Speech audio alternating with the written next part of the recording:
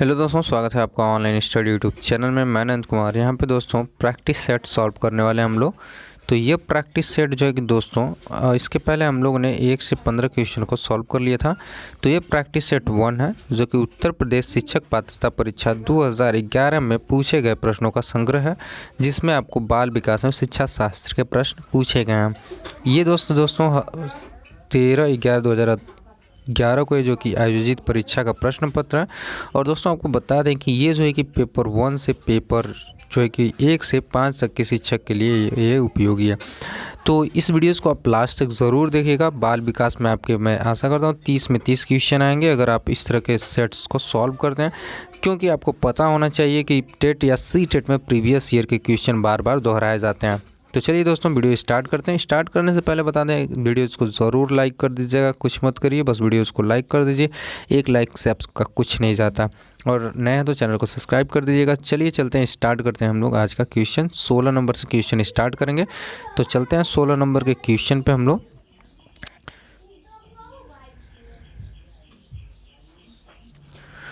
तो चलिए दोस्तों, यहाँ पे आपको क्वेश्चन नंबर दिख रहा होगा 16। तो इस 16 नंबर क्वेश्चन को सॉल्व करने का प्रयास करेंगे। तो यहाँ पे आप देख सकते हैं, वो स्तर जिसमें बच्चा किसी वस्तु या घटना के बारे में तार्किक रूप से सोचना शुरू कर देता है। तो देखिए वो कौन सी स्टेज है जिसमें बच्चा जो है पूर्ण रूप से तार्किक के बारे में सोचने लगता है। तो देखिए दोस्तों, हमारी जो है कि 4 अवस्थाएं जिन पियाजे ने दिया था। तो पहली अवस्था थी आपकी सेंसरी मोटर स्टेज, या जिसे संवेदी पेशी अवस्था आप कहते हैं। फिर उसके बाद दोस्तों उन्होंने दिया था पूर्व क्रियात्मक अवस्था, जो कि 2 से 7 वर्ष तक की थी। तो इसमें दोस्तों पूर्व क्रियात्मक अवस्था में अभी मानसिक स्थिति के रूप में इसको दर्शाया गया था। और उसके बाद दोस्तों 2 जो है आपका पूर्व क्रियात्मक अवस्था। तो पूर्व क्रियात्मक अवस्था दोस्तों यहाँ पे 7 से 12 वर्ष तक की थी। तो इसमें दोस्तों क्या था, इसकी संक्रियात्मक विचारों की क्षमता जो है कि धीरे धीरे विकसित होने लगती है। और दोस्तों उसके बाद है आपका यहाँ पे हम लोग ने 3 कर लिया। और इसके बाद चौथा है आपका औपचारिक क्रियात्मक अवस्था, या जिसे आप पूर्ण क्रियात्मक अवस्था भी कह सकते हैं। तो इसमें दोस्तों क्या होता है, बच्चे की सोचने की शक्ति जो है कि विकसित हो जाती है, वो तार्किक रूप से और चिंतन भी करने लगता है, और अमूर्त चिंतन भी करने लगता है। तो ये आपका आंसर इसमें सही हो जाएगा, पूर्व क्रियात्मक अवस्था, या इसे औपचारिक संक्रियात्मक अवस्था भी कहा जाता है, जो कि 12 वर्ष से वयस्क अवस्था तक चलती रहती है। इसके बाद चलते हैं अगले दोस्तों क्वेश्चन पे। अगला क्वेश्चन है आपको यहाँ पे दिखाया गया अगला क्वेश्चन, इसको सॉल्व करते हैं। बच्चों के बौद्धिक विकास के 4 सुस्पष्ट स्तरों को पहचाना गया था। तो अभी मैंने बताया ये बौद्धिक विकास की सुस्पष्ट स्तर जो है 4 किसने दिया था। तो यहाँ पे आपको आंसर देना होगा। तो वो जो है कि जीन पियाजे ने यहाँ पे दिया था। तो इसका भी आंसर यहाँ पे सही हो जाएगा। तो 17 का आंसर होगा दोस्तों यहाँ पे डी। इसी के साथ चलते हैं दोस्तों, अगला क्वेश्चन है। अगला क्वेश्चन आपको दिख रहा है, अल्पवयस्क बच्चों के अधिगम में अभिभावकों की भूमिका होनी चाहिए। तो देखिए जो अल्पवयस्क बच्चे हैं तो उनके अधिगम के लिए अभिभावक की क्या भूमिका होनी चाहिए भाई, ये आपको यहाँ पे आंसर देना है।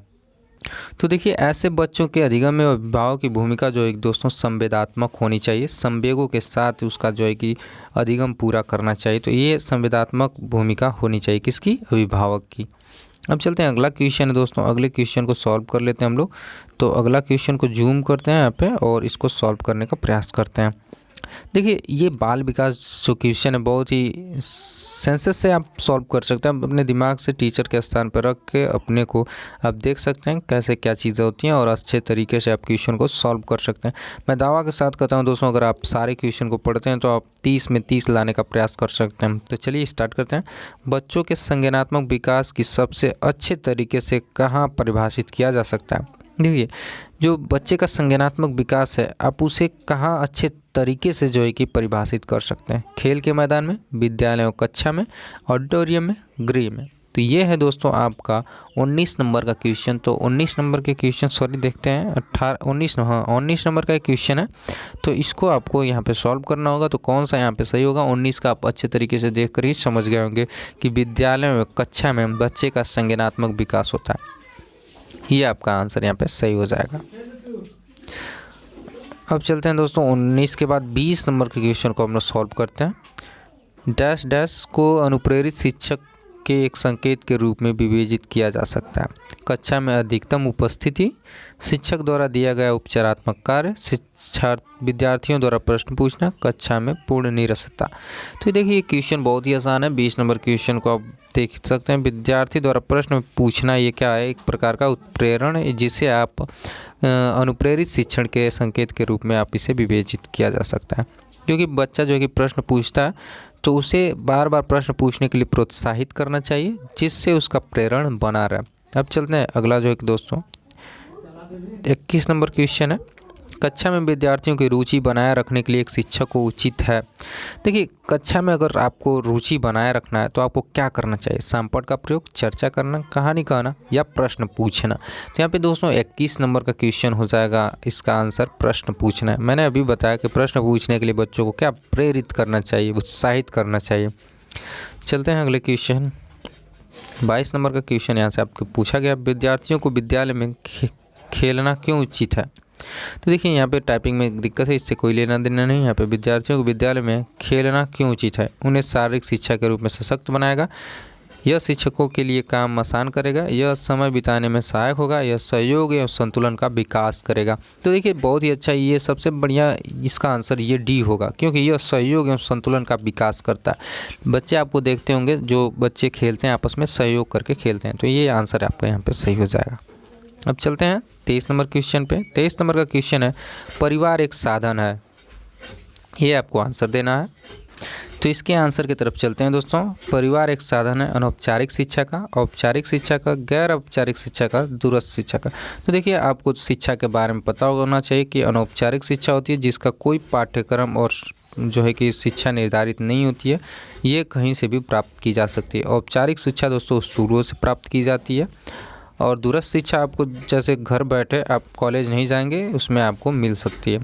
तो ये सब चीज़ें हैं। तो इसमें आपको अनौपचारिक देख के ही समझ में आ जाएगा कि परिवार एक क्या है, अनौपचारिक शिक्षा का जो है कि साधन है। क्योंकि आप जानते हैं दोस्तों कि बिना किसी पाठ्यक्रम से हम लोग बहुत कुछ घर के से या परिवार से सीखते हैं।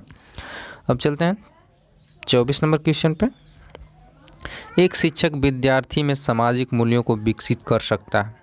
देखिए एक शिक्षक जो है शिक्षार्थियों में या विद्यार्थियों में सामाजिक मूल्यों को विकसित कैसे कर सकता है? महान व्यक्तियों के बारे में बोलकर, अनुशासन की अनुभूति को विकसित कर, आदर्श के रूप से बर्ताव कर, उन्हें अच्छी कहानियाँ सुनाकर। तो देखिए दोस्तों कोई भी टीचर्स है तो हम लोग क्या करते हैं, या कोई भी बच्चा अपने टीचर को देख करके कुछ ना कुछ सीखता है।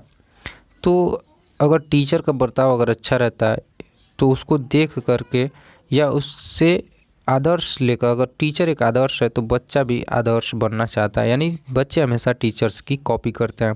तो ये यहाँ पे आपका आंसर हो जाएगा आदर्श रूप में बर्ताव करके। अगला चलते हैं 25 नंबर क्वेश्चन है, एक शिक्षक के लिए सबसे महत्वपूर्ण क्या है? देखिए एक शिक्षक के लिए महत्वपूर्ण क्या है? कक्षा में अनुशासन बनाए रखना, कक्षा में समयानुवर्ती होना, विद्यार्थियों की कठिनाई को दूर करना, एक सुवक्ता होना। तो देखिए अनुशासन कोई ज़रूरी नहीं है, अनुशासन बनाना कोई यहाँ पे मायने नहीं रखता, लेकिन यहाँ पे जो कि सबसे महत्वपूर्ण क्या है ये पूछा गया। तो सबसे महत्वपूर्ण है विद्यार्थियों की कठिनाई को दूर करना। अगर आप एक शिक्षक हैं, अगर आप विद्यार्थियों की कठिनाई को दूर नहीं कर पाते हैं तो एक अच्छे शिक्षक के रूप में आप नहीं जाने जाएंगे। तो यहाँ पर इसका आंसर ये सही हो जाएगा। पहले की शिक्षा में होता था अनुशासन बनाना, ये करना, लेकिन सबसे इम्पोर्टेंट जो है यहाँ पे आप बात करें तो विद्यार्थियों की कठिनाई को दूर करना। जब तक उनकी कठिनाई को आप दूर नहीं करेंगे तो बच्चा आगे की कक्षाओं में प्रवेश करने में असफल रहेगा, जिससे कि ये विकार इसमें आ जाएंगे। तो ये सबसे अच्छा क्वेश्चन का आंसर यही होगा, विद्यार्थियों की कठिनाई को दूर करना। अब चलते हैं 26 नंबर क्वेश्चन पे, आप एक अति सक्रिय बालक को कैसे सही दिशा में लाएंगे? तो देखिए एक बहुत सारे स्कूल हैं, स्कूल में बच्चे ऐसे उड़दंग करते हैं कि आप उन्हें कैसे कंट्रोल में लाएंगे। एक बच्चा जो है कि अति सक्रिय है, कोई भी चीज़ें बहुत अलग तरीके से करता है, चाहे आपको परेशान करता है, तो उसके लिए आप क्या करेंगे? उसे पहली पंक्ति में बैठाएंगे तथा उस पर कड़ी नज़र रखेंगे, ये नहीं करेंगे आप। उसे कक्षा में कोने में बैठाने की जगह नहीं, ऐसा भी नहीं कर सकते आप। उसे श्यामपट्ट आदि साफ करने का काम देंगे, उपरोक्त में से कोई नहीं। तो देखिए दोस्तों अगर बच्चा अति सक्रिय है तो आप क्या कर देंगे, उसे बिजी रखेंगे। क्या करेंगे? बिजी रखेंगे, और उसे आप क्या करेंगे, श्यामपट्ट साफ करने का काम दे देंगे। तो जिससे वो बच्चा क्या हो जाएगा, उस काम में बिजी हो जाएगा और उसकी सक्रियता क्या हो जाएगी, थोड़ी निरस हो जाएगी। आपको परेशान करने का काम कम करेगा। तो उसमें सबसे ज़्यादा आपको वही काम करना चाहिए, उसे सैंपल आदि साफ करने का काम दे देना चाहिए। 27 का चलते हैं। देखिए दोस्तों, ये क्वेश्चन बार बार पूछे जाते हैं, तो आपको बता दें अगर इस तरह का क्वेश्चन करने हैं तो वीडियो को लाइक कर दीजिएगा, दोस्तों में शेयर करिए, कमेंट करके बताइए ऐसा क्वेश्चन चाहिए। तो चलिए, पृथक पृथक सजातीय समूहों के व्यक्तियों के प्रति बच्चों की अभिवृत्ति साधारणता आधारित होती है। पृथक पृथक समजातीय समूह के व्यक्तियों के प्रति बच्चों की अभिवृत्ति साधारणता आधारित होती है। उनके अभिभावकों की चित्तवृत्ति पर, उनके समकक्षियों की चित्तवृत्ति पर, दूरदर्शन के प्रभाव पर, उनके सहोदरों की अभिवृत्ति पर। तो यहाँ पे दोस्तों 27 का यहाँ पे आपको आंसर देना होगा। 27 का आंसर क्या होगा? तो उनके अभिभावकों की चित्तवृत्ति पर। किस पे आधारित होती है? उनके अभिभावकों की चित्तवृत्ति पे। अब 28 नंबर के क्वेश्चन पे चलते हैं दोस्तों। आपको अपनी कक्षा में 2 मंदबुद्धि बच्चों को बैठाने के लिए बोला गया, आप क्या करेंगे? सोचिए, आप एक टीचर हैं, अगर 2 मंदबुद्धि के बच्चे आपके कक्षा में आ गए तो आप उनको क्या करेंगे भाई? उन्हें अपने विद्यार्थियों के रूप में ग्रहण करने से इनकार कर देंगे? ऐसा कर नहीं सकते आप।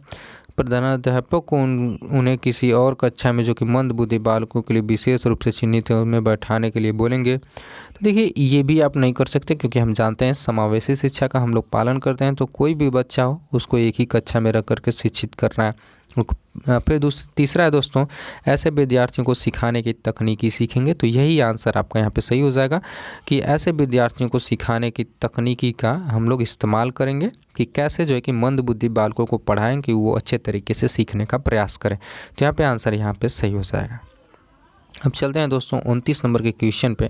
29 नंबर का क्वेश्चन आपसे यहाँ पे पूछ लिया गया है, थोड़ा सा जूम इन कर देते हैं, जूम आउट इस। और यहाँ पे एक शिक्षक को साधन संपन्न होना चाहिए, इसका अर्थ है, देखिए, एक शिक्षक को साधन संपन्न यानी हर चीज़ साधन से संपन्न होना चाहिए। इसका अर्थ क्या होना चाहिए? उसे पर्याप्त धन संपदा होनी चाहिए ताकि उसे शिक्षण की देने की ज़रूरत ना पड़े। तो ऐसा कुछ नहीं है। उनका अधिकारियों के उच्च स्तर से संपर्क होना चाहिए, ये भी कोई इम्पोर्टेंट नहीं है। उनको अपने विद्यार्थियों की समस्याओं को हल करने का पर्याप्त ज्ञान होना चाहिए। हाँ देखिए, ये सबसे इम्पोर्टेंट है। अगर आपके बीच साधन अगर रहा है तो आप क्या करेंगे? उनके समस्याओं को हल करने का पर्याप्त ज्ञान होना चाहिए, ये सबसे इम्पोर्टेंट यहाँ पे क्वेश्चन हो जाएगा। तो ये आंसर आपका यहाँ पे सही है कि उनको अपने विद्यार्थियों की समस्याओं को हल करने का पर्याप्त ज्ञान होना चाहिए। तो 29 का दोस्तों यहाँ पे सी ऑप्शन सही हो जाएगा। अब चलते हैं, आज का लास्ट क्वेश्चन है।